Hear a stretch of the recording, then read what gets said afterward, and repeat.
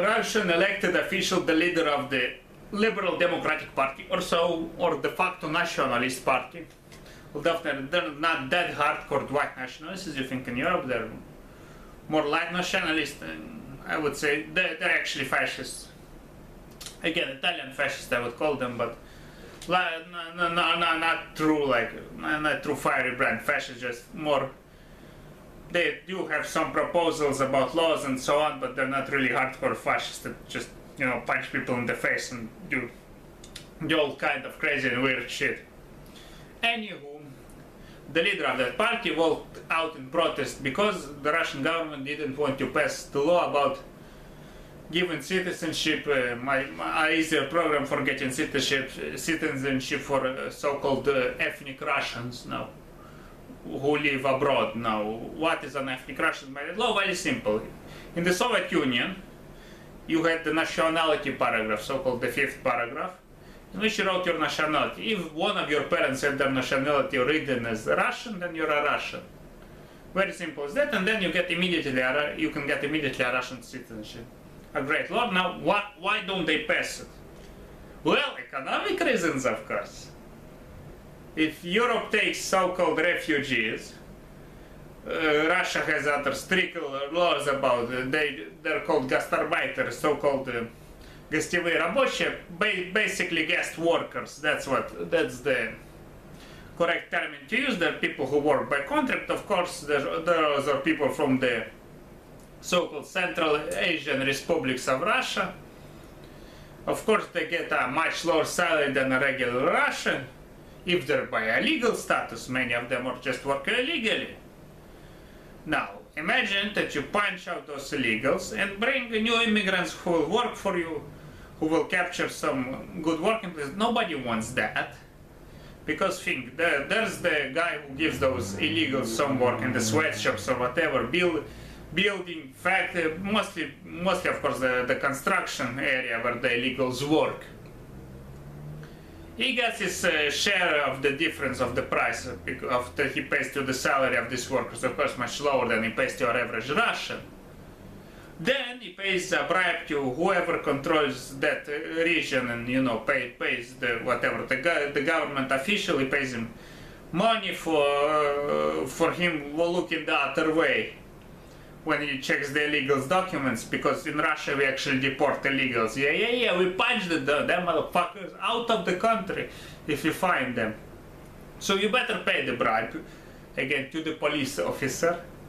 After that, the police officer, of course, pays higher up and higher up and higher up until it gets to the elected official who is at the end of this corrupt pyramid.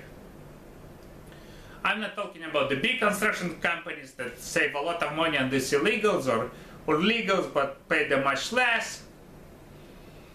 It's a money issue. It's a money issue. They don't want to accept, of course, they don't want an influx of immigrants who possibly part of them will come from Western Europe or even in parts of the so-called ex-Soviet Union. They don't want these guys. Will fill up the market either with cheap labor force, which might happen, which possibly will happen. They will fill the market with cheap labor force, take up the jobs that will no longer can be corrupt, and basically it's a money issue. Okay, it's just a money issue. That's why I know I'm a bit incoherent in this video, because again, I told you English is not my mother tongue, so-called, not my native language, as you might understand already from my accent and from my old speaking about the Russian government. Basically, so you would understand it's a financial issue. They don't want to pass the law because it's the financial issue.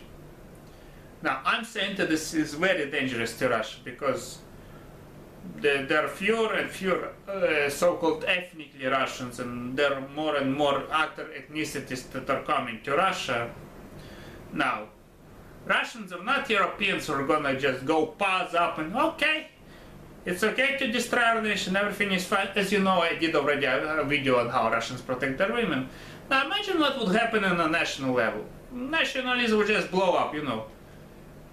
The so-called Orthodox Church, if you know what I mean. The Orthodox Church would start burning, a lot of the Orthodox churches burn the people on Christ and so forth, but you know, might get some more extreme priests saying, No, we can get rid of that or the other group of people. You can get real hardcore nationalists, like Slavic nationalists, but the Nazis de facto, who will start doing some not nice things to people that are of the wrong nationality.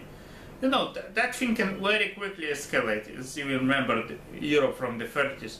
I wonder if this video is gonna get banned because I'm actually partly critiquing Russia. I'm not sure, okay. So I'll just upload this video and see what happens. And so that's a very dangerous path to walk on.